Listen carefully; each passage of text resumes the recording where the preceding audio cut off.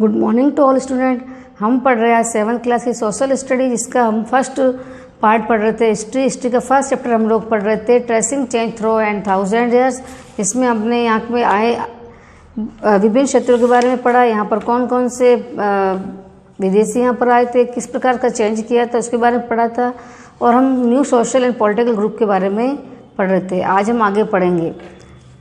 This was also a period of significant mobility. यह जो अवधि थी यह बहुत ही महत्वपूर्ण गतिशीलता की अवधि थी, क्योंकि इसमें बहुत ही परिवर्तन हुए थे। Groups of people travelled long distance in A search of opportunity. इस अवधि में लोगों का जो समूह था वह बहुत ही अवसर की तलाश में यात्रा करता था और लंबी दूरी तय करता था। यानी कि अवसर तलाशने के लिए, भोजन तलाशने के लिए, अपने रोजगार के साधन तलाशने के लिए वह लंबी दूरी तय करते थे, यानी यात्रा करते थे। The subcontinent contain immense wealth and the possibility for people to carve वे फॉर्चून। और इस उपमहाद्वीप के अंदर विभिन्न प्रकार की अत्यधिक समृद्धि और संभावनाएं इन लोगों को प्राप्त हुई। यानी कि ये लोग बहुत ही भाग्यशाली थे, जिसको भारत के इस सब कॉन्टिनेंट में, भारत उपमहाद्वीप के अंदर अत्यधिक मात्रा में समृद्धि और संभावनाएं प्राप्त हुई। One group of people who became important in this period were the Rajput. और उस समय में भारत के अंदर एक बहुत ही महत्वपूर्ण जो लोगों का ग्रुप था, जिसको राजपूत कहते थे, राजपूत के नाम से जाना जाता था। ए नेम ड्राइव्ड फ्रॉम राजपुत्र। यह नाम राजपुत्र शब्द से निकला हुआ है। द सन ऑफ रूलर, इसका मतलब होता है राजाओं के पुत्र।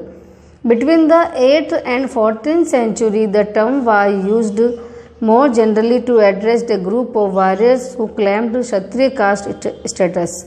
साथ में ही आने वाले समय में, यानी 8 से लेकर 14th सेंचुरी में, 8वीं से लेकर 14वीं शताब्दी के बीच में इस शब्द को अधिकांश मात्रा में लगातार सामान्य रूप से उन लोगों के लिए यूज किया जाने लगा जो क्षत्रिय कहलाते थे या क्षत्रिय जात के थे।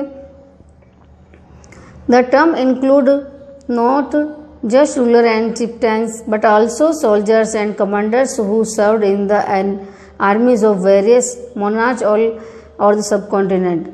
हालांकि यह नाम सिर्फ क्षत्रियों के लिए ही यूज नहीं होता था, इसके अलावा यह उन राजाओं के लिए, उन सरदारों के लिए, और वह सोल्जर्स के लिए, उन सैनिकों के लिए, उन कमांडर्स के लिए जो भारत की आर्मी में, यानी भारत उपमहाद्वीप के अंदर राजतंत्र में विभिन्न प्रकार से सेनाओं के अंदर काम कर रहे थे। ए chivalric code of conduct, extreme valor and a huge sense of loyalty were the qualities attributed to the Rajputs by their poets and bard। और उस समय राजपूतों के जो कवि थे, चारण थे, उनके अनुसार भी उनकी जो शिष्टाचार की संहिता थी, उस संहिता में राजाओं का नाम बहुत ही निष्ठावान और ईमानदारी की भावना के साथ में बताया गया है।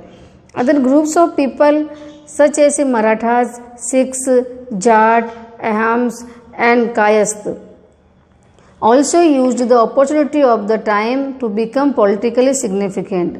और इस समय में अन्य और जो समूह थे, लोगों के समूह थे, जैसे कि मराठा है, सिख है, जाट है, अहोम है और कायस्थ थे, ये सभी भी उस समय उनको भी अवसर प्राप्त हुए, और अवसर प्राप्त होने के साथ में भी इनने भी अपनी राजनीतिक पहचान बनाई और राजनीतिक रूप से महत्वपूर्ण बन गए थे। Throughout this period there was a gradual clearing a forest and expansion of agriculture. और इस अवधि के दौरान ही धीरे धीरे इन लोगों ने जंगलों को साफ करना सीखा। इसी के साथ में उन्होंने वहाँ पर बड़ी मात्रा में खेती की। A change fast and more complete in some areas than others. इसी के अलावा उन्होंने बहुत ही तेज़ी से, बहुत ही तीव्रता से उस क्षेत्र में अपना समय पूरा किया। Change in their habitat forced various forest dweller to migrate. इसी के साथ में उन्होंने वहाँ के जो निवास स्थान को परिवर्तन, यानी कि फॉरेस्ट ड्वेलर्स को, यानी जंगली निवासी वहाँ पे जो रहते थे, उन जंगली निवासी को वहाँ से दबाव के साथ फोर्सपूर्ण वहाँ से अपने स्थान चेंज करने के लिए दबाव बनाया और प्रवास करने के लिए उनको उकसाया। Other started tilling the land and become pheasant. अन्य और दूसरों ने वहाँ पर समतल ज़मीन यानी कि ज़मीन को समतल करके और किसान बन गए। This new peasant group gradually started to be influenced by regional market, chieftains, prices, monasteries and temples. और उस समय जो नया किसानों का जो समूह बनाता, नया किसान समूह बनाता, वह लगातार वहाँ के रीजनल मार्केट यानी बाजार से, साथ में सरदारों से, पंडितों से, मठों से और मंदिरों से प्रभावित थे। They became a part of the large complex societies and were required to pay tax and offer goods and service to a local lord. साथ में वे उस क्षेत्र का इतना बड़ा पार्ट बन गए थे कि वह जितने भी जो सोसाइटीज़ परिसर थे यानी कि सामाजिक जो कार्य थे, सामाजिक परिसर थे, उनके लिए उनको रिक्वायर करवाने के लिए वे उनको टैक्स भी भरने लगे और pay tax and offer goods and service to the local lord. वहाँ के जो रहने वाले लोकल लॉर्ड थे, जमींदार थे, उन जमींदारों को वह टैक्स भी भरने लगे और सामान भी देने लगे। As a result great economic and social difference emerged amongst peasant. इसका परिणाम यह निकला कि वहाँ के जो किसान थे वे ग्रेट इकोनॉमी यानी बहुत ही अच्छी आर्थिक और सामाजिक यानी डिफरेंस उनके अंदर फैल गए। यानी कि जो अमीर जो ज़्यादा कमाते थे वो अधिक टैक्स देने लगे थे और जो कम कमाते कम देने लगे। इसके चलते हुए दोनों के अंदर सोशल और इकोनॉमिक रूप से डिफरेंस आ गया। Some possessed more productive land, other also maintain cattle and some combined artisanal work with the agriculture activity during the lean season। इसी के साथ में जो कुछ पीसेंट थे वह बहुत ही जो भूमि थी, प्रोडक्टिव लैंड थी यानी कि उत्पादक जो भूमि थी उसको उन्होंने पोस्ट कर दिया, उसको अधिकृत कर दिया, अपने अधीन कर दिया। और अदर्स ऑल्सो मेंटेन, और दूसरे अन्य थे वह कैटल मेंटेन यानी कि उन्होंने मवेशियों को व्यवस्थित किया। And some combined artisanal work with agriculture activity during the lean season. और कुछ समुदायों ने जब कमज़ोर मानसून के अंदर जब वो एग्रीकल्चर नहीं कर सकते तो एग्रीकल्चर एक्टिविटी के साथ में, क्रियाकलापों के साथ में उन्होंने आर्टिसनल वर्क एंड कलात्मक कार्य को भी अपनाया। A society become increasingly differentiated, people were grouped into jatis और subcaste and ranked on the basis of their background and their occupation. और उसी के साथ में धीरे धीरे इस समाज के अंदर विभिन्नता बढ़ती गई, भेदभाव बढ़ता गया, जिसमें लोग ग्रुप से जाति के अंदर और जाति से सब कास्ट के अंदर बट गए। और साथ में कार्य के आधार पर, काम के आधार पर और बैकग्राउंड के आधार पर वे रैंकों के अंदर, परिस्थिति के अंदर भी बढ़ गए, यानी कि अमीर और गरीब में भी इनका बंटवारा हो गया। Rank were not fix permanently and they varied according to the power, influence and resource control by member of the जातिस।